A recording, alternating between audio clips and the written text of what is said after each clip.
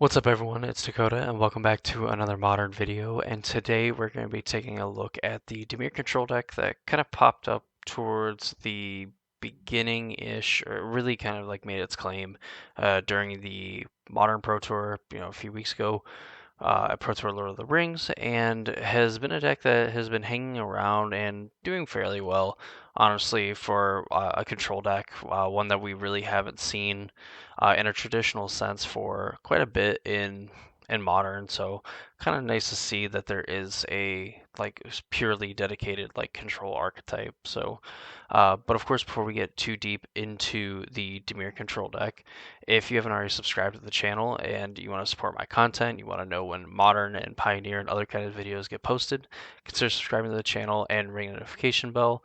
On top of going to the links in the description down below, one goes to the Discord server that you can go and join over there, talk about Magic, get notified like when I go live, and also follow me on Twitch as another way to be reminded of when I actually go live and I start live streaming and all that. So, Dimir Control, let's just get into it. So Dimir Control, there's not really like necessarily a gimmick or anything. Kind of like how all the other modern decks, they have something like super powerful that they do, and really the most powerful thing that like the Dimir Control deck is doing is utilizing like the One Ring to play some very powerful creatures and kind of get some benefits from them. So, uh, really like in the spells, I mean it's removal and it's counter spells.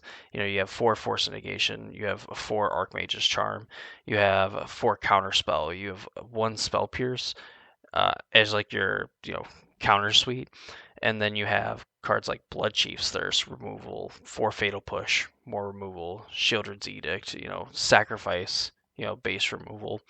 On top of like 4 Lorien Revealed, which I think is just a way for this deck to kind of play less lands. Typically in control decks, you want to play a higher land count because you want to be playing a land like every turn, essentially being able to get to the point where you can cast multiple spells in a turn.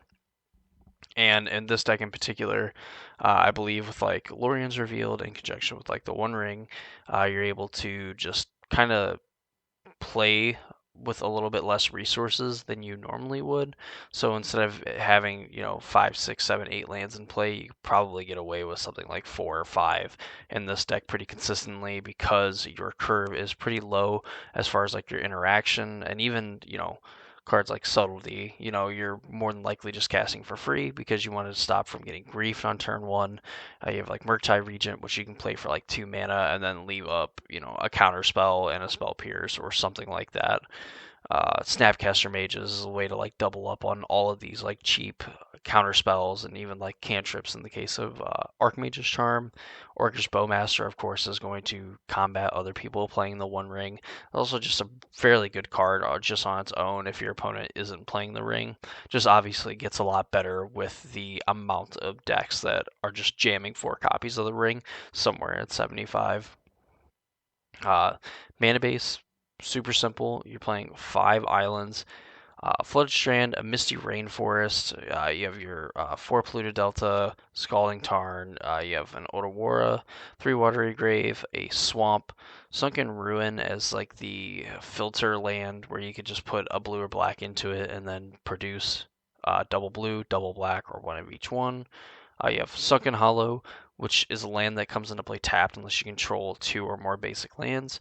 And, in this deck where you're playing 20 lands, 6 of them are, 30% of your lands are basic. So, and I'm sure this deck probably wants to conserve its life total as much as possible. So it is going to prioritize fetching out its basic lands over getting dual lands, things like that when it absolutely needs the mana. I'm sure when it doesn't need it, getting Water Eaters are fine.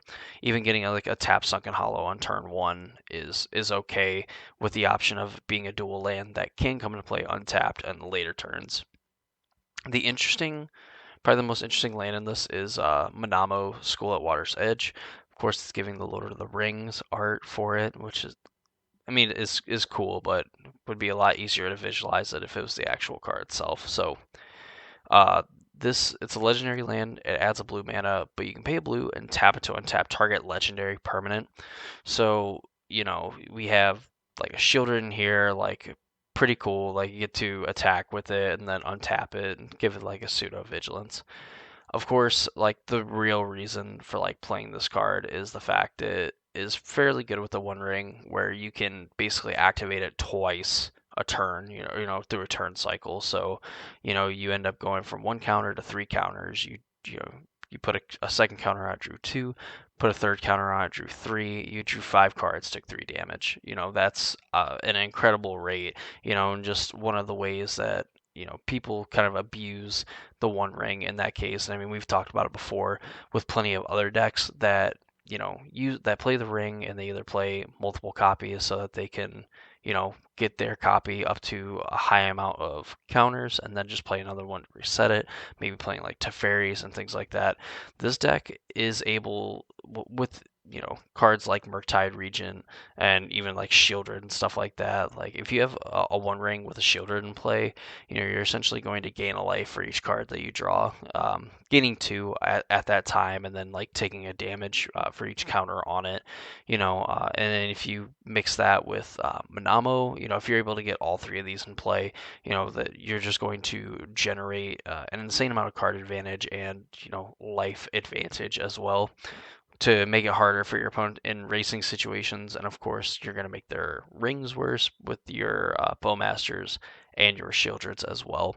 So this deck, pretty basic, all things considered. I mean, like we're not doing anything kind of like creativity or like scam or even like a Jund Saga, anything like that. This is like strictly like we're playing a control deck. We're not playing anything like super crazy. Like I think the most like cheaty thing is probably like the Murktide Regent, in terms of like, you can like skimp out on like the cost of playing this card.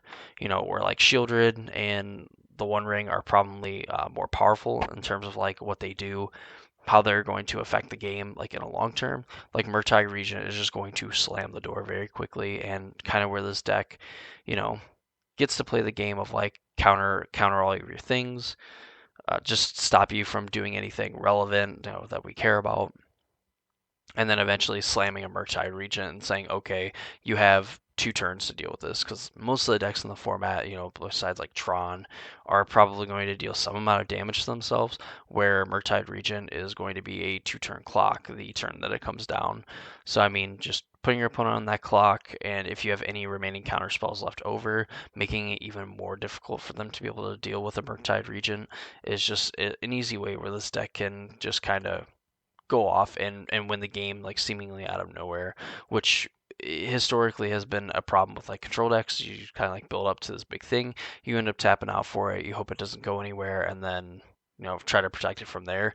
Where these control decks now with super efficient big threats are now able to play these big threats and also leave up protection and like the same turn, and not even just delaying it by a turn. You're playing it ahead of normal win conditions, while also getting to leave up 2 and 3 mana interaction to protect them, in which case could lead to multiple pieces of interaction, which again, in with Magic shifting towards a more, not even necessarily fast paced, but super efficient, focusing on like making every mana spent count towards a card. Murktide plus all these other cards, create like the perfect storm for a control deck in some capacity to exist. And of course, we have the Dimir control deck that we have right in front of you right now, which is a deck that has the tools and the pieces that a control deck needs to be successful. Now, is it good? Like, will it be good if, say, like the One Ring gets banned, or if like Karn or something like that? If something happens to the format, like, is it good enough? We don't know. And honestly, it's a deck that I think that is worth tooling around and playing with, just because control decks are very satisfying at a base level. Just the fact of like telling your opponent no, like you can't have this, or like yes, I'll allow you to have that. That's fun for the person playing the control deck and everything, and getting to play with cards like Shieldred and Murktide Regent, the One Ring, even getting to play cards like Force and Negation and stuff like that. They just have something fun. They're kind of exciting to like play those cards, you know. So uh, is Dimir Control good?